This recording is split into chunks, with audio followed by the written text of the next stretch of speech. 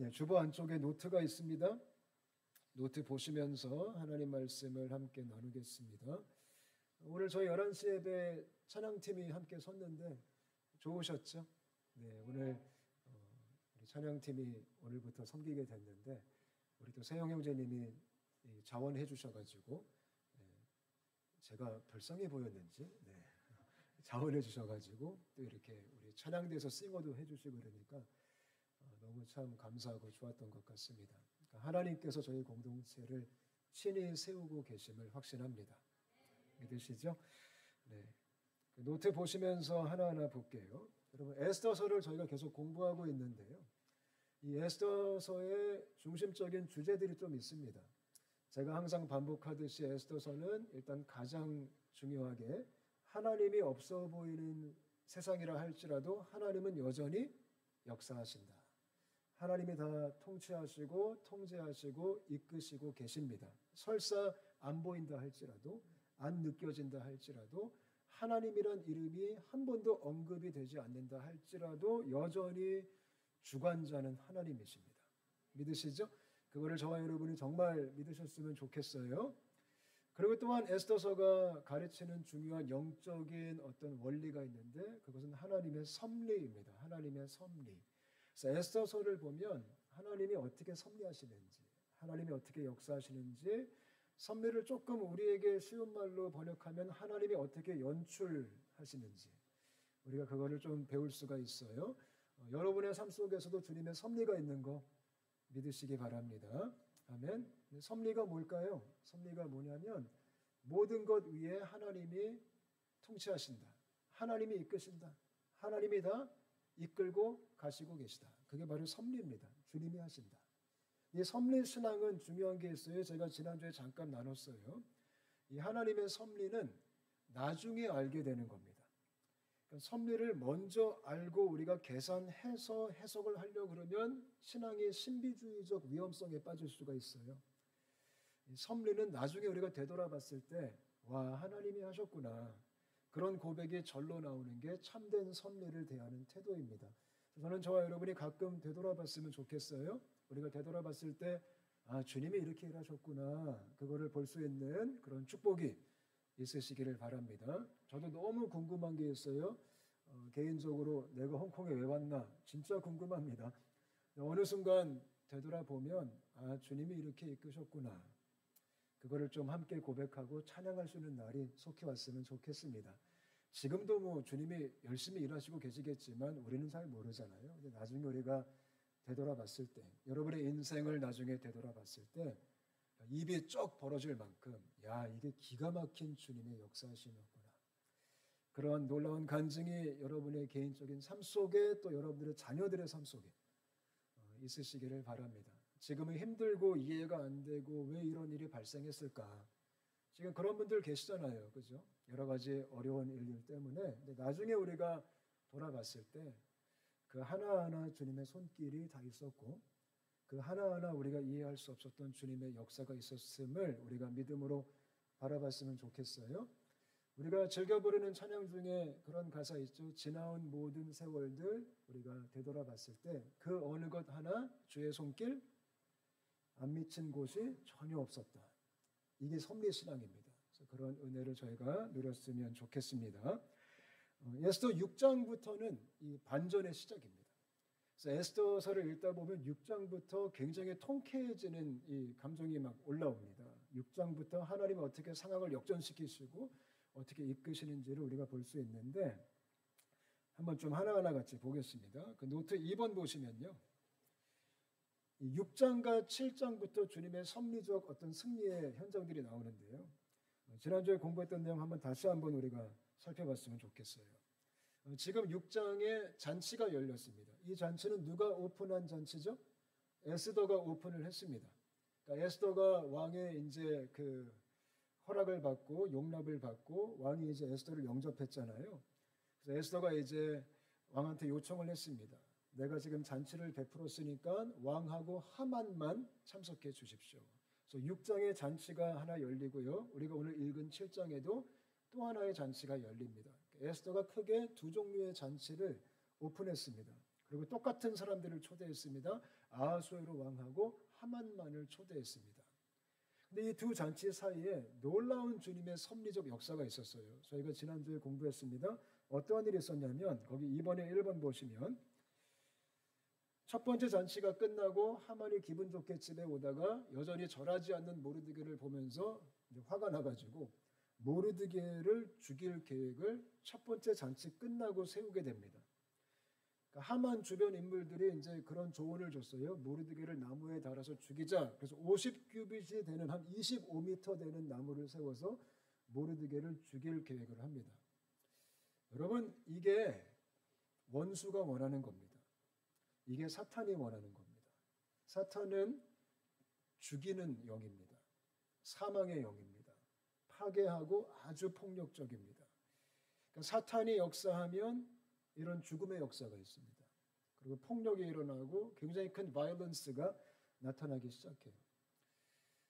요즘 우리가 살아가는 세상도 너무나 많은 폭력적인 바이올런스가 많죠. 제가 이번 한 주간 지내면서 지난주에도 미국에서 아주 좀 충격적인 총격 사건이 있었습니다. 이 사건을 정치적으로 바라보면서 이제 또 찬반이 갈리기도 하지만 일단 되게 안타까운 현장이 있었어요. 어떤 일이 있었냐면 미국의 젊은 청년, 31살 청년이 수많은 군중 앞에서 저격을 당했습니다.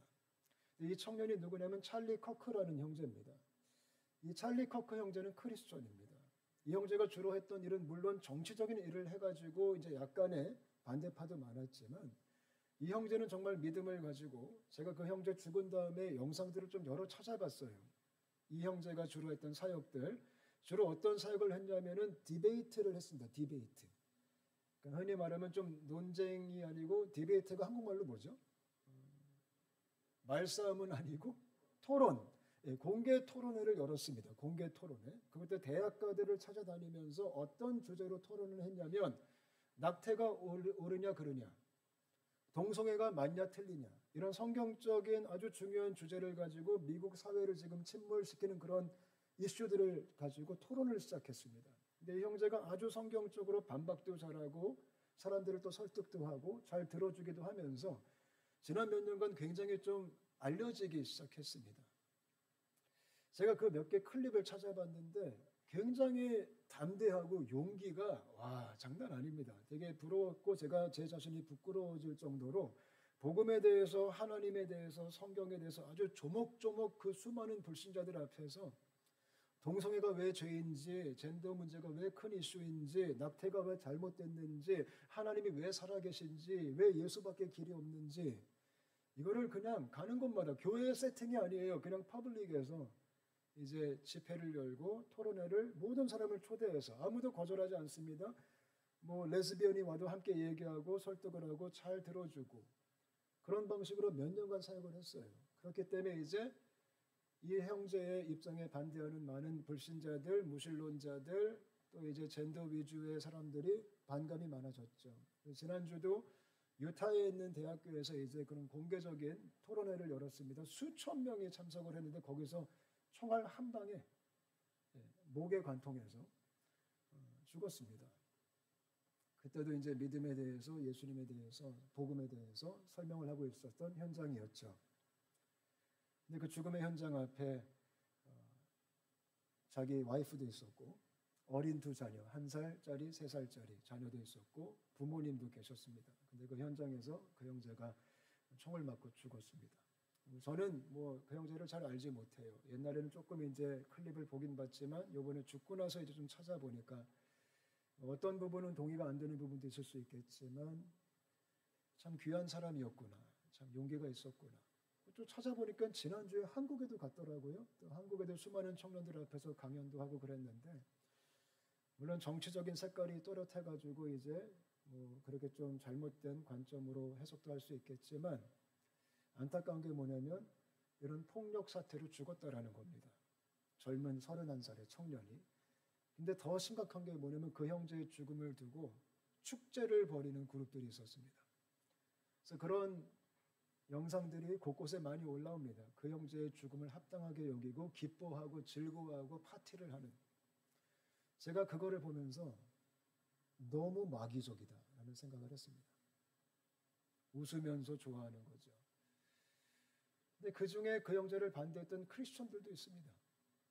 예수를 믿는다는 사람들이 한 형제의, 한 아빠의, 한 젊은 청년의 죽음 앞에 그거를 고소해하고 즐거워하고 있다면, 또 어떤 말까지 하냐면 이게 주님의 뜻이다, 이런 말까지 하면서 온갖 사악한 영상들이 많이 올라오더라고요.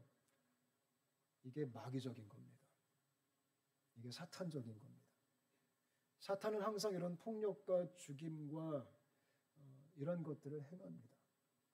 그 어떤 것도 폭력과 이런 분노와 이런 사망과 살인과 이런 것들은 이게 합리화가 될 수가 없습니다. 이거는 명확하게 어둠의 권세, 마귀의 역사죠. 하만 가정에 사탄이 역사하니까 모르드게를 죽이자. 근데 모르드게뿐만 아니라 유다인들을 다 죽이자. 이런 정말 무서운 계획을 펼치기 시작합니다. 우리가 사는 사회가 그러한 사회입니다. 저는 저와 여러분이 이런 사회 속에 살아가면서 정말 주님의 보호하심과 지켜주심 속에 그 은혜 가운데 거하게 되시기를 축복합니다. 아멘. 제가 이 사건을 접하면서 제 자신을 많이 되돌아봤습니다. 나는 저런 용기가 있을까? 저렇게 대중 앞에서 공개적으로 복음을 외치고 하나님을 변증할 수 있는. 말을 너무 잘하더라고요, 그 형제가. 그러니까 성경에서 나오는 지혜의 말씀의 은사가 있는 친구입니다. 지혜의 말씀의 은사는 변증의 은사거든요. 내가 복음을 변호할 수 있는, 내가 말씀을 변증할 수 있는. 너무 말을 잘하니까 당연할 사람이 없는 거예요. 그러다 보니까 결국에 끔찍한 이제 죽음을 맛봤는데, 하나님께서 미국 땅 가운데 은혜를 주셨으면 좋겠습니다. 아무튼 하만이 그렇게 무섭게 모르드게를 죽일 계획을 세웠지만, 쭉 보면은 그 하루와 둘째, 이 첫 번째 잔치와 둘째 잔치 사이에 그렇게 하만은 죽일 계획을 세우는데 왕은 갑자기 또 잠이 오질 않았어요. 왕이 왜 못 잤냐? 그거는 미스테리입니다. 뭐 불면증이 있었느냐, 아니면 술을 너무 많이 마셔서 오히려 잠을 못 잤느냐, 잘 모르겠지만 어찌 되었든 왕이 못 잔 것도 주님의 섭리입니다. 그래서 왕이 잠이 안 오니까 뭐 했죠? 궁중일기를 꺼내다가 읽어달라라고 부탁을 해요. 이것도 주님의 섭리입니다. 한필이면 어떤 부분을 읽었죠? 모르드게가 왕의 목숨을 살린 부분을 읽었습니다. 그래서 왕이 충격을 받았죠. 와, 모르드게가 나한테 그런 일을 했어? 그래서 왕이 정말 신기할 정도로 그 이야기를 듣자마자 내가 모르드게에 상을 줘야겠다, 이 결정을 그날 밤에 합니다. 지금 야심한 밤에 잠도 안 자고 새벽에 내가 모르드게에 상을 줘야겠다. 때마침 하만이 찾아왔죠. 이 때마침도 주님의 섭리입니다.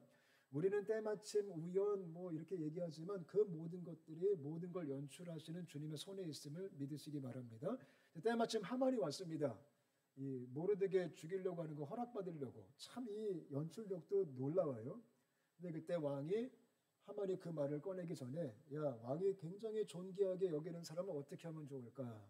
그때 하만이 신나가지고 자기 얘기하는 줄 알고, 왕이 존귀하게 여기는 자는 왕의 왕관을 씌우고 왕의 옷을 입히고 왕이 타는 마차를 태워서 퍼레이드를 하셔야 됩니다. 그때 왕이 아주 황당하게 모르드게한테 그렇게 해라. 지금 모르드게 죽이려고 허락받으려고 왔는데 모르드게를 높여줘라 이래가지고 하만이 얼떨결에 모르드게를 마차에 태워가지고 왕의 왕관을 씌우고 옷을 입히고 퍼레이드를 진행하고 왔습니다. 이게 첫째 잔치와 둘째 잔치 사이에서 일어난 엄청난 일들입니다. 이걸 통해 뭘 할 수 있죠? 제가 노트에 썼습니다. 하나님이 움직이시면 하루아침에 모든 것이 바뀔 수도 있습니다. 이거 믿으시죠? 그렇기 때문에 우리가 너무 근심하며 살지 않았으면 좋겠어요. 여러분, 정말 주님이 한번 작정하시면, 하나님이 한번 뒤집겠다라고 마음만 먹이시면 하나님한테는 아무것도 아닙니다. 이렇게 하루아침에 모든 것이 바뀔 수가 있습니다. 그래서 우리가 항상 그 하나님을 기대하고 믿고 신뢰했으면 좋겠어요. 그래서 우리가 볼 때는 모든 게 지금 꼬이고 좀 엇나가고 잘못된 길로 가는 것 같다 할지라도, 우리가 정말 주님을 믿는 사람이라면, 우리가 정말 주님을 신뢰한다면 그 가운데서도 평안하시기를 바랍니다. 아멘. 여러분의 삶 속에 주님의 샬롬이 있으시기를 바랍니다. 제가 우리 성도님들 이렇게 좀 한 분 한 분 생각해 보면 지금 많은 분들이 삶에 적잖은 어려움들이 있습니다. 그래서 새벽에 아침에 기도하고 생각날 때마다 기도하고 또 금요일 날 같이 기도하고 우리 중보기도팀이 기도하고 있는데 근데 믿습니다. 우리 주님이 살아계십니다. 그리고 하나님은 실수가 없으십니다. 하나님의 마음만 잡수시면 게임 끝나는 겁니다. 그래서 항상 그 하나님을 향한 신뢰를 우리가 놓지 않았으면 좋겠습니다. 그 노트 보시면 제가 또 땡땡 그 별 2개짜리 에스더의 지혜라고 썼죠. 에스더는 이런 첫 번째 잔치와 두 번째 잔치 사이에도 성급하지 않았습니다. 항상 차분하게 주님을 기다렸습니다. 이거 되게 중요한 거 우리가 배우셔야 됩니다. 하나님이 일하시는 거를 기다릴 수 있는 인내가 있어야 됩니다. 저는 우리에게 이런 거룩한 인내가 있으시기를 바랍니다. 가끔 우리가 너무 성급하게 움직여가지고 일이 좀 더 꼬일 때가 있어요. 그래서 예수 믿는 사람들은 믿음이 있다면 때로는 우리가 좀 기다릴 줄 아는 하나님이 일하시도록. 지금 이 첫째 날과 둘째 날 사이에 이 모든 일들은 다 누가 하신 거예요? 하나님이 하신 거예요. 에스더는 이거 한 적도 없어요. 에스더가 뭐 가서 뭐 왕을 못 재우게 한 것도 아니고 하나님이 친히 일하신 겁니다. 전 이렇게 하나님이 친히 일하시는 사건과 역사가 여러분의 삶 속에 실제가 되시기를 바랍니다. 놀랍지 않아요? 하나님이 아니고서는 설명이 안 되는 거죠. 이건 정말 반드시 주님이 하셨다. 이 하룻밤 사이의 역사는 주님이 다 하신 겁니다. 저는 저희 공동체에 주님이 다 하셨으면 좋겠습니다. 우리 성도님들이 그걸 봤으면 좋겠어요. 아, 주님이 우리 교회에 일하시는구나. 아, 주님이 주도하시는구나. 주님이 이끄시는구나. 이거는 이성호 목사도 아니고 이거는 섬김위원회도 아니고 이거는 어떠한 사람도 아니고 이건 진짜 100% 하나님이 하신다. 그 역사를 저희가 목도했으면 좋겠어요. 아멘. 저희 교회가 작년과 올 초에 이제 어려운 일들을 겪으면서 사실 저는 개인적으로 많이 힘들었습니다. 지금도 그렇게 쉬운 것은 아닙니다. 가끔도 이렇게 자다가 벌떡 일어날 정도로 제가 마음에 어려움들이 있을 때가 있는데 하나님께서 또 동시에 저희 교회를 지금 주도하시고 계신다라는 확신이 있습니다. 그거를 또 보게 됩니다. 아, 주님이 이렇게 지금 이끌어 주시는 거구나. 주님이 지금 역사하시는 거구나. 그 누구도 한 것도 없고 그 어떤 사람도 할 수 없는 주님의 은혜가 우리 공동체와 함께함을 믿습니다. 그래서 저희가 지금 믿음으로 선교대회도 준비하고 있고 정말 하나님이 기뻐하시는 길이 뭘까 지금 고민하면서 가고 있습니다. 우리가 차근차근 주님을 다시 따라가기 시작한다면 이런 주님의 하루아침의 역사는 아마 계속적으로 일어나기 시작할 겁니다. 믿으시죠? 제가 오늘 이번 주부터 선교대회 포스터를 붙였어요. 저는 이것만 생각하면 지금도 너무나 기뻐요. 왜냐하면 이 기도를 재작년부터 했습니다. 제가 재작년부터 우리 교회 선교대회 했으면 좋겠다. 선교사님을 초대해서 우리가 함께 선교의 이야기도 듣고 우리 교회가 선교적 마음도 품고 이러면 너무 행복하겠다. 근데 그게 지금 거의 2년 만에 실행이 되고 있습니다. 지금 준비위원들이 세워져 가지고 준비를 시작했고 하고 있는데 아마 이 선교대회를 통해서 우리 교회 안에 하나님이 굉장히 본질적인 아버지의 마음을 부어주실 겁니다. 믿으시죠? 그래서 제가 이런 기도도 했어요. 하나님 그 시점으로 저희 교회 체질이 바뀌게 해주십시오. 저희 교회가 정말 이 마지막 때에 이 복음을 선포하고 이 복음의 삶을 헌신하는 그런 공동체가 되게 해주십시오. 이번에 4분의 선교사님이 오세요. 우리 케냐에서 사역하시는 공인영 선교사님 부부가 오시고 우리 윤희연 선교사님 오시고 또 이상훈 선교사님 부부가 오시고 또 우리 조남건 우리 선교사님 피지에서 오십니다. 4분하고 제가 소통하고 있는데 이 4분은 이미 많이 신나셨습니다. 같이 삶을 나누시고 기대가 된다고 이미 보니까 티켓팅도 다 하셨어요. 그래서 너무 이제 기대감을 가지고 또 저희 온사람 공동체를 만날 마음에 너무 벅차신데요. 너무 좋으시다고 하시는데 아마 이 사건이 또 우리에게 있어서 굉장히 큰 은혜의 사건이 되리라 확신합니다. 믿으시죠? 그렇기 때문에 온 성도가 함께 동참했으면 좋겠고 이 큰 선교 축제에 우리가 함께 기도하면서 준비하는 그런 교회가 되었으면 좋겠습니다. 어찌됐든 두 번째 잔치가 열렸습니다. 두 번째 잔치. 이 두 번째로 또 바로 연휴 잔치가 열리니까 지금 노트에 3번으로 넘어갔습니다. 열렸는데 이제 왕이 조금 급한 거예요. 왕이. 도대체 지금 이 에스더의 이 속마음을 잘 모르겠으니까 궁금해 죽겠는 거예요. 그래서 왕이 이제 급하게 잔치를 또 빨리 연 것 같아요. 에스더도 마찬가지지만 그래서 우리가 지난주 6장 말씀을 보면은 14절에 제가 읽어드릴게요. 아직 말이 그치지 아니하여서 왕의 내시들이 이르러 하만을 데리고 에스더가 베푼 전제에 빨리 나아가니라. 그러니까 지금 왕도 너무 궁금하고 아니 왜 이 왕후가 이틀 연속으로 잔치를 열고 왜 나하고 하만만 초대했을까? 지금 막 이 궁금한 거죠. 그래서 이제 빨리 잔치가 열리고 급하게 이제 하만과 왕이 참석을 했고 7장에 들어오면서 이제 왕과 하만이 잔치에 입성을 하면서 왕이 가장 먼저 또 바로 일단 한잔 하시고 왕은 제가 볼 때 항상 취해 있는 상태 같아요. 그러면서 바로 또 질문을 던집니다. 아니 왕후 에스더요. 원하는 게 뭡니까? 왜 이틀 연속이나 우리 둘만 초대해서 잔치를 베풉니까? 라고 물어봅니다. 그러면 에스더가 지혜로운 게 뭐냐면 이렇게 궁금할 때까지 기다리게 하는 거예요. 이것도 아주 중요한 테크닉 중에 하나님이 주신 지혜입니다. 그죠? 우리가 복음을 전할 때도 우리가 특별히 어떤 사람을 설득할 때도 우리가 하나님 말씀을 전할 때 이런 지혜도 필요합니다. 궁금해서 물어보게 해야 되는 거예요. 궁금해서. 제가 체육관 했을 때 좀 재밌지만 제가 좀 몇 가지 원리 원칙이 있었어요. 워낙 예수님 안 믿는 그 무리에 제가 들어가서 이제 영업을 하고 운동도 가리키고 또 결국 이제 궁극적인 목적은 그들에게 복음을 전하는 거였잖아요. 근데 우리 회원들도 제가 목사인 거 다 알고 다 이제 궁금한 거죠. 목사가 왜 체육관 할까? 저한테 이제 물어봐요. 코치님 왜 체육관 하세요? 그때 제가 이제 던졌던 답변은 그냥 너희들하고 소통하려고. 그냥 교회에 갇혀 있다 보니까 맨날 교인들만 만나니까 좀 재미가 없어서 그건 아닌 것 같아서 내가 너희들 만나려고 이렇게 체육관을 했어. 그랬더니 아 그렇구나 이러는 거예요. 근데 제가 1절 그들에게 어떤 하나님 얘기, 복음 얘기는 굉장히 좀 절제를 했습니다. 왜냐하면 도망갈까 봐. 그래서 이게 기독교 색채를 좀 많이 드러내지 않았어요. 목사임에도 불구하고. 그러니까 아이들이 진짜 궁금해하는 거예요. 왜 우리한테 하나님 얘기를 안 하는 거예요.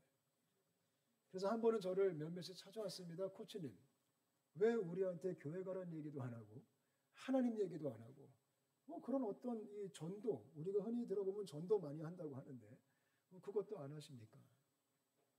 그래서 그냥 너희 불편할까 봐 이제 그렇게 얘기했어요. 그랬더니 어떤 친구들이 자기를 너무 궁금하대요. 하나님에 대한 공부 좀 시켜달래요. 그래서 제가 싫다 그랬어요. 싫어. 나 바빠. 이거 매주 만나야 돼. 나 힘들어. 아이들이 정말 너무 궁금하니까 자기한테 성경 공부를 좀 해달래요. 이것이 막 문신이 박힌 애들이 주문한 거예요. 지금 저한테. 그래서 제가 안 한다고. 나 바쁘다고. 애들이 정말 이제 궁금해서 성경 공부가 시작이 된 거예요. 이게 타의가 아닌 자발적인 예수 안 믿는 사람들의 의견으로. 그래서 매주 만났습니다. 매주 만나서 밥을 사주고 이제 성경을 가리키고 이제 복음을 가리키는 데 있어서 아주 적나라하게 돌직구를 던지고 예수 믿는 게 뭔지. 아이들이 그때 이제 비로소 신앙이 이런 거구나. 그때 아이들이 배운 게 있어요. 예수 믿는 게 장난이 아니구나. 이걸 배운 거예요. 야, 코치님 이거 장난이 아닌데요. 믿기 정말 힘들겠는데요. 그러는 거예요. 그러니까 에스더가 지금 왕의 마음에 애탐을 주는 거예요. 도대체 애가 탔죠. 지금 어떻게 해야 될까? 왜 말을 안 할까? 또 물어보죠. 똑같은 얘기죠. 뭘 원하느냐? 이 접대용 멘트 또 나가죠. 내가 나라의 절반도 더 주겠노라. 아니 왕이 몇 번만 요구하면 나라가 거덜나겠어요. 솔직히. 네. 근데 이때 이제 에스더가 정확한 타이밍에 답변을 줍니다. 그러니까 예수 믿는 사람들은 타이밍 캐치의 지혜가 있어야 됩니다. 타이밍 캐치의 지혜. 저는 여러분들에게 주님이 그런 지혜를 주시기를 바랍니다. 그러니까 말을 할 때 그 타이밍이 있어야 됩니다. 그래서 성경은 우리에게 끊임없이 지혜를 구하라고 하십니다. 그리고 야고보서 말씀에는 지혜를 구하면 꾸짖지 않고 주시겠다라고 약속을 하셨습니다. 저는 여러분 모두에게 지혜가 충만하시기를 바랍니다. 근데 에스더가 이제 답변을 하는데 이 답변 또한 저희가 배울 게 많아요. 오늘은 이게 좀 이 메인 포인트입니다. 3절과 4절을 이제 읽어보면 에스더가 굉장히 지혜롭게 대화를 시작했는데 제가 왕한테 요구를 해요. 본질적인 요구는 뭐죠? 하만 죽여달라. 하만이 우리 죽이려고 한다. 우리 백성을 살려달라. 이 얘기를 이제 일러바쳐야 되고 이거를 보고를 해야 되는 거죠. 그게 이제 본질적 주된 내용인데 에스더가 어떻게 말을 시작하죠? 왕이시여 내가 왕에게 은혜를 입었다면 또 왕이 좋게 여기신다면 이렇게 시작합니다. 이게 어떤 대화법이죠? 상대방을 존중하는 지혜입니다. 이거는 크리스천들이 배워야 됩니다. 여러분, 말이 얼마나 무서운지 알죠? 우리가 말 한마디에 사람을 죽일 수도 있고 살릴 수도 있어요. 우리가 말 한마디에 힘을 빠지게 할 수도 있고 힘을 줄 수가 있거든요. 근데 예수님 믿는 사람은 성경 말씀에 기록하기를 은혜로운 말을 해야 된다라고 지금 명령을 하고 있습니다. 이 말이 무서운 거라고 얘기하죠. 에스더는 지금 아주 무서운 얘기를 해야 되는데, 엄청난 요구를 해야 되는데 그 말을 하기 앞서서 지혜롭게 왕을 높여주는 대화를 시작해요. 저는 우리가 이 대화법을 배우게 되시기를 바랍니다. 가만히 보면요, 옳은 얘기를 해도요 정말 기분 나쁘게 얘기하는 사람이 있고요, 정말 어려운 얘기를 해도 정말 기분 좋게 얘기하는 사람이 있습니다. 그게 지혜입니다. 전 저희 공동체 안에 이런 말의 지혜가 있으시기를 바랍니다. 아무리 상대방에게 좀 부담을 주는 아주 무거운 주제라 할지라도 그 상대방이 기쁘게 받을 수 있는, 물론 우리가 거짓말은 하면 안 돼요. 그러나 이게 뭐죠? 내 자신을 낮추는 자세입니다. 그러니까 대화법의 가장 중요한 게 낮추는 지혜입니다. 낮추는 지혜. 내가 당신을 높이면서 얘기합니다. 누구와 대화해도. 우리 아이들도 마찬가지예요. 우리가 자녀들을 대할 때 일단 우리 엄마들이 폭격을 시작합니다. 저도 아빠로서 그럴 때가 있어요. 특히 공부시킬 때 우라통이 터지잖아요. 제가 어저께도 우리 원유리와 숙제를 하면서 옛사람이 부활할 뻔했습니다. 어떻게 그렇게 스펠링을 몰라요? 너무 제가 힘든 거예요. 이 숙제를 누가 하는지 모르겠어요. 숙제를 제가 하고 있는 거예요. 얘는 그냥 받아 적는 로봇? 제가 모든 스펠링도 다 불러줘야 되는, 그러니까 제가 너무 이게 짜증이 나는 거예요. 그때 제가 이 언어가 아주 중요해요. 이때 제가 우리 원유리에게 정말 이 자신감을 주면서, 그래 원래 다 그런 거야, 아빠도 옛날에 그랬어, 너는 그래도 머리가 좋아, 이렇게 했었어야 되는데, 어제 제가 결국 우리 원유리의 이 눈에서 눈물이 똑똑 떨어지게 만드는, 너는 지금 몇 학년인데 아직도 이걸 못 외우냐? 제가 그런 사람입니다. 제가 십자가에 못 박아 죽어야 됩니다. 하여튼 애가 또 이제 잔뜩 또 기가 죽어가지고 아는 것도 틀리고 세상에, 그렇게 제가 한번 혼내니까 boy, B-O-Y를 D-O-Y로 쓰는, 제가 이게 도이지 보이냐 이러면서, 그래서 와 이게, 그래서 아주 처참했습니다. 제가 주일 준비도 해야 되는데 저도 화났고 원유리 슬프고 우리 와이프는 그 앞에 앉아가지고 이러고 있고. 그래서 내가 이제 그 다음에 설교 준비했더니, 역시 나는 죽일 놈이야, 나는 상대방을 존중하지도 않아, 이 지혜가 내가 필요해. 할렐루야. 다 비슷하시죠? 지금 목사님 어떻게 그러세요? 그런 눈으로 쳐다보지 마세요. 지금. 정말 이 지혜를 구합니다. 이 어려운 주제를 에스더는 이렇게 시작하면서 그 다음에 중요한 게 뭐냐면 아주 정확하게 팩트를 요청합니다. 지금 솔직히 쉽지 않은 거예요, 이 주제 자체가. 근데 에스더는 여기서 지혜롭게 출발을 한 다음에 정확하게 요구를 조목조목합니다. 이것도 필요합니다. 예수님 믿는 사람들이 지혜롭게 정확하게 얘기하는 게 필요합니다. 그러니까 이거를 만약에 우리가 흐리멍텅하게 에스더가 설명을 했다면 아마 모든 게 다 이루어지지 않았을 거예요. 그러니까 크리스천들은 진실되게 명확하고 선명하게 얘기하는 게 필요해요. 가끔 우리가 대화에 오해가 생겨요. 언제 오해가 생기죠? 선명하지 않을 때 오해가 생깁니다.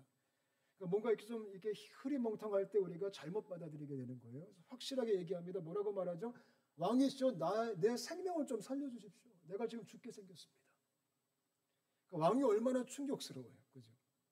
또 두 번째 얘기합니다. 우리 백성을 좀 살려주십시오. 우리 온 민족이 지금 진멸하게 된다니다. 정확하게 얘기합니다. 그러면서 또 뭐라고 말하죠? 우리가 이거를 보면 정확하게 에스더가 지금 팩트를 근거해서 말하고 있는 걸 알 수 있어요. 크리스천들은 팩트를 근거해서 말해야 돼요. 가끔 우리가 이 언어 때문에 상처를 받는 게, 우리는 팩트를 근거하지 않아요. 우리는 소문을 근거하고 내 짐작을 근거할 때가 많은데, 에스더는 정확하게 팩트를 얘기합니다. 이 성경 말씀 보면 좀 우리가 이것을 잘 모를 수도 있겠지만 에스더가 이렇게 말합니다. 4절을 보니까 나와 내 민족이 팔려서 죽임과 도륙함과 진멸함을 당하게 되었나이다, 이렇게 말해요. 이것도 팩트예요, 아니면 추측이에요? 팩트입니다, 그죠? 그 다음에 뭐라고 말하냐면 만일 우리가 노비로 팔렸더라면 내가 잠잠하였으리이다. 아니 지금 엉뚱하게 이 말은 지금 왜 하고 있을까요? 지금 하만은 유대인 전체를 죽이려고 했어요. 그리고 그 조소를 썼어요. 근데 지금 에스더는 뭐라고 말하냐면 만일 우리가 노비로 팔렸더라면 괜찮았겠지만 지금 그런 게 아닙니다. 이렇게 또 추가 설명을 합니다. 왜 그랬냐면요. 우리가 한국말 성경을 읽으면 잘 모르겠지만 이걸 히브리 원어로 보면요. 하만이 왕한테 유다인들을 진멸시키기 위해 뭐를 만들었죠? 공문을 만들었습니다. 근데 이때 하만이 공문을 어떤 식으로 만들었냐면 그 공문 위에 유대인들을 내가 싹 다 죽이겠다. 이거를 허락하소서. 그런 공문을 쓴 게 아닙니다. 비슷한 말을 쓴 겁니다. 그러니까 아다르고 어다르듯이 이 계약서를 약간 잘못 받아들일 수 있도록 이렇게 해석하면 이것이 되고 저렇게 해석하면 저것이 될 수 있도록 그런 말장난을 하면서 쓴 겁니다. 그래서 왕의 입장에서 봤을 때는 하만이 이런 요구를 한 겁니다. 내가 이 유대인들을 어차피 다 흩어져 있으니까 이방 나라에 팔아서 노비로 보내겠고 그 자금을 왕 앞에 바치겠나이다. 이걸 싫어할 왕이 누가 있어요? 근데 만약에 그 조소에 유다인들을 다 죽입시다. 이랬으면 아무리 아하수에로 왕이라 할지라도 지금 오픈 정책을 펼치는 왕이잖아요. 열려있는 왕인데 그거를 허락했겠습니까? 절대 안 하죠. 그래서 하만이 지금 그 조서에 아주 아리까리하게 이거를 쓴 겁니다. 그래서 에스더가 그 조서를 봤잖아요. 왜냐하면 모르드게가 그 조서를 함께 보냈었거든요. 근데 보니까 말이 그렇게 된 거예요. 여러분 계약서 많이 보셨죠? 이 계약서가 잘 봐야 됩니다. 꼼꼼하게. 이게 아다르고 어다르요. 제가 예전에 연예인 사역했을 때 연예인 아이들이 너무나 많이 이 계약서 사기를 당해요. 뭔 모르게 사인을 했는데 이게 평생 노예 계약이 돼버린 거예요. 그래서 그 계약서를 저희가 좀 수정해주는 사역을 했습니다. 그래서 계약서 받으면 무조건 찍지 말고, 근데 회사는요 무조건 찍으라고 해요. 나 믿어, 그냥 찍어. 또 안 찍으면 아주 뭐라 그러거든요. 근데 제가 그 싸움을 같이 싸워줬습니다. 계약서 받으면 사인하지 말고 일단 나한테 갖고 와. 그럼 저희 그 당시 단체 안에 변호사님도 계셨고 이 법률 쪽에 일하시는 분들이 많이 계셨어요. 그분들의 조언을 구하면서 계약서를 점검을 했습니다. 그랬더니 얼마나 엄청난 내용들이 거짓되게 교묘하게 숨겨져 있는지 하만이 그렇게 한 겁니다. 그래서 에스더가 이거는 그냥 대충 말하는 게 아니라 확실한 그 조서의 팩트를 가지고 이것이 우리를 노비로 팔겠다는 게 아닙니다. 오히려 그랬으면 내가 말도 꺼내지 않습니다. 이렇게 얘기하는 거예요. 근데 지금 하만은 우리를 다 죽이려고 합니다. 저는 저와 여러분이 이렇게 정확하게 전달하는 대화법을 알게 되시기를 바랍니다. 교회 안에도 말 때문에 문제가 많아요. 근데 그 대부분의 말이 팩트가 아닐 때가 많습니다. 다 옮겨져서 부풀려져가지고 나중에는 전혀 다른 스토리가 쓰여질 때가 얼마나 많은지 몰라요. 이 부분을 저와 여러분이 잘 숙지하면서 정말 주님께 이런 투명함, 진실함, 정직함을 우리가 배웠으면 좋겠습니다. 특별히 이것이 어떤 남의 큰 문제와 연관된 주제라면 더 정확하셔야 됩니다. 할렐루야. 이 부분 우리가 정말 깨워서 잘 마음에 품었으면 좋겠어요. 이랬더니 노트 4번 보시면 왕이 화가 났습니다. 왜 화가 났을까요? 첫 번째는 지금 하만이 왕을 속인 거예요. 이건 정말 화가 나는 겁니다. 그러니까 하만은 지금 자기가 쓴 조서에 그 조작을 한 것에 걸린 겁니다. 그래서 왕이 지금 1차 분노, 하만이 나를 속였다. 하만은 이 당시 페르시아 2인자입니다. 근데 2인자가 지금 나한테 도전을 했다. 그리고 하만이 원래 속내가 뭐였죠? 자기가 왕이 되고 싶었어요. 그러니까 이 6장에 왕의 왕관을 씌우고 왕옷을 입히고 왕의 마차를 태워달라 이런 요구까지 했잖아요. 그것 때문에 왕이 분노하고 또 두 번째 분노는 뭐 때문에 분노한 거죠? 지금 에스더 자기 왕후 아내를 죽이려고 한 겁니다. 그리고 자기의 백성인 유대인들 어찌 보면 지금 페르시아에 속한 백성들이잖아요. 진멸하려고 했다. 왕의 분노가 지금 하늘을 찌른 겁니다. 저는 뭐 이렇게 해석하면 될지 모르겠지만 이 분노의 장면을 보면서 이 죄 앞에 악 앞에 이 사악하잖아요. 이 악함 앞에 있는 주님의 거룩한 분노로 여겨지기 시작했습니다. 여러분 하나님은 악을 참지 못하십니다. 하나님은 거짓을 참지 못하십니다. 우리 하나님은 사랑의 하나님이시지만 분노하시는 하나님이십니다. 불의 앞에 분노를 하십니다. 아하수에로 왕이 그렇게 분노가 터진 겁니다. 물론 아하수에로 왕은 하나님과 견줄 수가 없어요. 그러나 그런 분노가 지금 치밀어 오른 거죠. 그와 동시에 지금 하만은 졸지에 하루아침에 추락을 하게 됩니다. 여러분, 하나님이 원수 갚기로 결정하면 순식간에 되는 겁니다. 믿으시죠? 그래서 성경에 뭐라고 말해요? 원수를 누가 갚게 냅둬라? 하나님이 갚게 냅둬라.